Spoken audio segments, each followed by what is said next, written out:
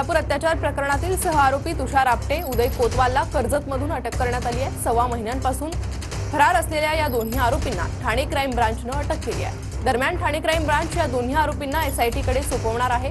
तर हायकोर्टाने आपटे आणि कोतवाल यांचा अटकपूर्व जामीन अर्ज फेटाळला होता आणि या दोन्ही आरोपींना आज कल्याण कोर्टात हजर करणार आहे। दरम्यान उदय कोतवालचा बीपी वाढल्याने मध्यवर्ती रुग्णालयात त्याला दाखल करण्यात आलंय आणि याचा आढावा घेतलाय आमच्या प्रतिनिधींनी। पाहूया।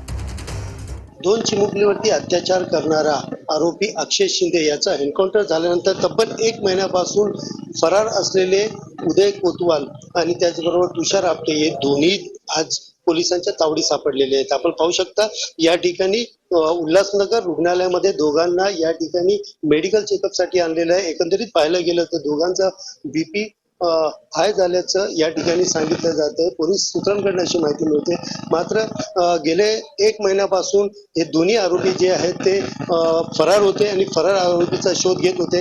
दोघांनी उच्च न्यायालयामध्ये जामिनासाठी अर्ज देखील दाखल केला होता। मात्र त्यावेळेला न्यायालयाने पोलिसांना ताशेरे उडवत ताकीद दिली होती। त्यानंतर अवघ्या काही तासात पोलिसांनी या दोन्ही आरोपीला कर्जत या ठिकाणीहून ताब्यात घेतले। सध्या दोघांवरती या ठिकाणी रुग्णालयामध्ये त्यांचं मेडिकल सुरू आहे। मात्र या रुग्णालयामध्ये आणत असताना एकंदरीत ज्या पद्धतीने माध्यमाकडनं शूटिंग करण्यासाठी दोन्ही आरोपीचे चित्रीकरण करण्यासाठी रुग्णालयाच्या आजूबाजूला थांबले होते। त्यावेळेला पोलिसांकडनं चकवा देखील या ठिकाणी देण्यात आला।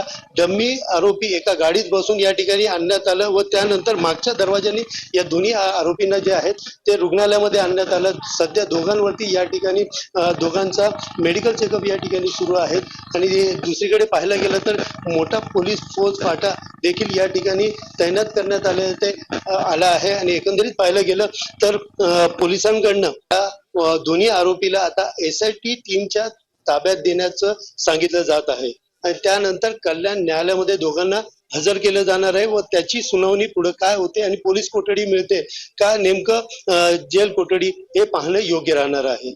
सुनील जाधव, TV9 मराठी, उल्हासनगर। तर बदलापूर प्रकरणातील सहआरोपी आपटे आणि कोतवाल अटकेत आहे। दरम्यान त्यांना वैद्यकीय तपासणीसाठी रुग्णालयात देखील आणण्यात आलं होतं। 6 महिन्यांपासून हे दोन्ही आरोपी फरार होते आणि अखेर त्यांना आता अटक करण्यात आलेली आहे। आज कल्याण कोर्टात त्यांना हजर केलं जाईल।